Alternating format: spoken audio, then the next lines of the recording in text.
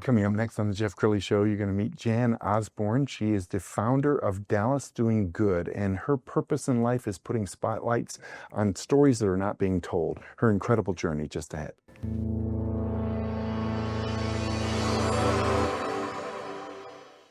Many are predicting that the worst is yet to come, which is unfortunate, said one person here. Until now, they've enjoyed the reputation of being the nation's icebox. Watched a burglar in his home this morning by webcam. As a journalist of over 25 years, stories are what make my world turn. Reporting live from the Dallas newsroom tonight, Jeff Crilley, Fox 4 News. But in 2008, I took the jump from my familiar life and started a PR firm from my home. We're talking about anyone with a camcorder like the one I'm using becomes a television network. We started slowly growing the company, and we now have over 100 clients, and we've branched into the world of live digital broadcasting. I now own 8 different TV studios and have a huge team, and the stories that I now get to share are sometimes the most important of my life. Life has a funny way of coming around full circle. This is the Jeff Crilley Show. Well, as you just saw in that show open, 25 years in TV news. Unfortunately for me, many of those years was spent being the lead story person for Channel 4 and various other TV stations. And unfortunately, there's a saying in TV news, if it bleeds, it leads. And so many of those stories were heartbreaking for me to tell. And it took a toll, and I finally ended up leaving the television business to start this network. Somebody who's also passionate about telling positive stories is in my studio right now, Jan Osborn. She is the founder of Dallas Doing Good. Thanks for coming on the show. It's nice to see you after all of these years. I know. We have a long history together. Yes, let's talk about you and founding Dallas Doing Good. So tell us what Dallas Doing Good is. Well, Dallas Doing Good was an idea that I'd had one day. I'd attended so many events in Dallas, and there are an incredible amount of people in Dallas who work tirelessly behind the scenes. Yes. Unfortunately, they aren't the people who are recognized. Yes. It's in the paper, which is great. It's always the same people, the same pictures, yes, the same thing. And my friend Robin Bagwell and I were coming back from an event, and I said, you know, the sad thing about it, the people who worked the hardest on this event, yes, they won't even show up in the newspaper. And so I said, I think that's what we need to do. We need to start something that highlights people who are working hard every day, but you just don't see them being spotlighted on the evening news or in the sections of the newspaper. And Jan, you have a long history in philanthropy here in North Texas. We're going to show a video here in a second, but I want you to set this up. It's called Touch a Life. Share with us. Well, I got involved with Touch a Life Foundation about 15 years ago. My husband and I lost a son, and we really didn't know how we wanted to honor his memory. And so my good friend Pam Cope had rescued 6 young men 6 little boys who were slaves on Lake Volta. And so she said, have you thought about supporting us by putting a house in Ghana? And so we built a house, and it's called Zachary's House. Wow. And so I have put a lot of years, a lot of time spent going into Ghana, but we get kids out of childhood slavery. There's really no other way to say it. Yes. That's what it is. And then we have a beautiful facility, and we educate them. We are their parents. And one of the most exciting things I did a year and a half ago, I went to Ghana and watched 10 of the kids we rescued from the lake graduate from college. Wow, unbelievable. And so that is one moment I will never forget. But no, I do have a special place in my heart for Ghana. Okay, much more on Jan in a minute. Let's go ahead and roll this video.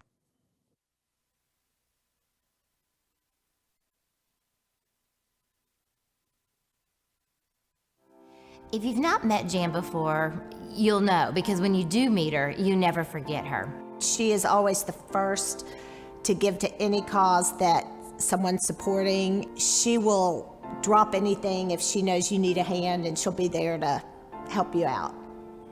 At this time, I'm Executive Director of Touch a Life Foundation. We rescue kids who are trafficked in Western Ghana, and we have a care center where we are able to see that they are taken care of, fed, loved, and educated so that they have a chance to go back to their village and educate their village and hopefully one day end child slavery altogether. Jan lost a child, Zachary, when he was 2 years old. It was such a shock to us. It's the most horrendous thing you can go through in a lifetime.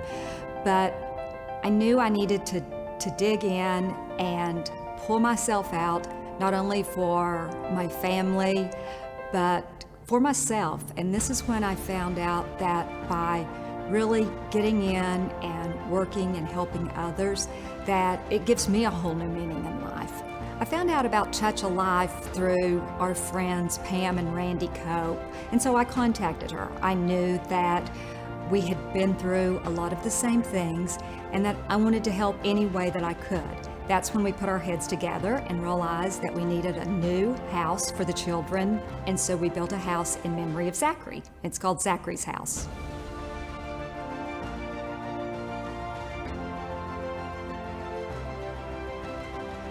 Jan's impact is, it's hard to measure because the way she does it is so careful and so strategic and behind the scenes. But because of that, it's gonna be everlasting. Like, it's never the same once she has touched it. And what she does is really dedicates her whole life to it. And it's just not the same. I mean, you're very fortunate if you've been touched by Jan. If you'd have told me when I was growing up in the 60s in Arkansas that I would be leading trips to Ghana and helping get kids out of child slavery, I never would have believed it. However, after surviving the loss of a child, I decided this was where I could make a difference. And once I started, I have no fear. Seeing these kids, seeing them move on to the next part of their life where they will be able to go forward and be adults, normal adults, and not have to go back into the cycle, it feels successful every day. She sees the people that need help as her equal, and she wants to lift them up so that they can have the joy that she has. Jan's passion for philanthropy comes from her heart. It's not the fancy event, it's not the fancy anything. It's really because she wants to make this world a better place.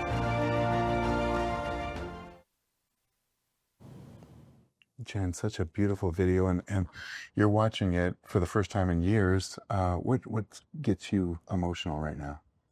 Well, it started by seeing my two dear friends, Ashley and Robin, who I adore and supported me through so many things, but seeing those kids and thinking that when I first headed to Ghana, I thought, I'm going to go to Ghana. I'm going to help them. And it didn't take me long when I got over there to realize they helped me. They brought me back to life. There was something missing in my life after Zachary died, and Ghana took me outside of my comfort zone. And it's really hard to feel sorry for yourself when you're living a very privileged life in Dallas, and you go over to Ghana. It kind of took me out of my comfort zone, and I thought, who am I to think that I've had a rough life? So it just changed everything about the way I see the world. And let's talk about volunteerism, because I think you said it so perfectly. We're all privileged to live in Dallas, Fort Worth. To give back, many times you're getting more than you're giving. Absolutely. It's so funny because my friends do tease me, especially my tennis friends, who think I put more time into volunteering than working on my tennis game, which I should be doing more. But there's just something about it. You go and volunteer, and every time I go, I think, I'm not sure I have the energy for it today. And then when I finish, I feel so good, and I realize I'm really with my friends. I get such satisfaction, and I feel like the people I work with on a daily basis, I feel like they're my family. I really do. And probably even seeing some of those faces of those bright young people and wondering where are they today, Yes. And the trajectory of their life changed when you came into it. Absolutely. In fact, I want to brag a little bit Please. because I haven't been to Ghana in a couple of years, but I just got off the phone with the executive director before I came in here, and I'm ready to make a trip back. But I tell you, an experience I will never forget was watching our first 10 kids graduate from college. We had seen them when they were rescued from the lake, and we can't even fathom the life they had. And they loved being educated. They craved learning. And so being able to see those first 10 students walk across the floor and get their college diploma, that was one of the happiest days of my life. I was a proud mom. When my boys got their college degree, I was very proud, but I kind of expected it. But seeing these kids who were raised childhood slaves get their college degree, and now they've gone back into Ghana and they call themselves agents of change, and they're going in and they're like, we should no longer have slavery in Ghana. It's time for it to end. And so that's what we're working on. In our lifetime, we need that to be eradicated. Wow. Jan, you inspire me. Let's go back to Dallas Doing Good. Okay. We've got a page off the website. It's called Good Stories. Okay. And as we talked about off the top of the show, you like to put spotlights on individuals doing amazing things. So are there some stories that have touched your heart over the years? Oh, there are so many that I have really enjoyed. I've met people who I still stay in touch with to this day. In fact, one of the ones it was during the pandemic, and I'm trying to think who gave me the story. Actually, I think it's our city manager, Kim Tolbert. Nice. I love Kim Tolbert, and she told me about the Mark Cuban Heroes Center. Yes. And so I thought, okay, I'm going to interview this woman. So I called Trina Terrell Andrews to find out about the Mark Cuban Heroes Center. Never even knew it was in Dallas. They do say things so under the radar. Yes. Well, changing my life in Dallas was Trina. I feel like being able to work with Trina is like going to Ghana and working. So I spend a lot of time there. But it's a center where they do so much for the community, and you don't hear much about it. I mean, you don't hear about it because they keep it quiet, but you cannot imagine all of the good they do for the community. Wow. All right. We have about 2 minutes left, Jan. So I want you to look into the camera on the left and talk to the person who might be suffering burnout. They just, they don't have fulfillment. They're kind of wondering what this life was all about. Yes. Give them some words of encouragement. Well, you know what? You really don't ever say that to me, because if you tell me you're feeling sorry for yourself or you're a little bit burned out, the next thing you know, you're going to be out on a volunteer job with me. You can just ask my friends. And I tell you, you go out and you think, okay, do I have the energy for this today? And you work so hard, and then you get home and you think, that's the most rewarding thing I've done. I can tell I've made a difference. And that's what really makes me happy, is just seeing people in the community. I've been involved in the community for over 30 years, and seeing people come up to me and say, you know, it really changed my life when the organization you were working with helped me. So that is what keeps me going. Wow. Jan, amazing. Thank you so much for sharing your heart and your ministry with us. We're going to end with her website so you can get in touch and volunteer or donate. It's dallasdoinggood.com. The great Jan Osborn. Thanks for coming on the show. That's it for now. We'll see you next time.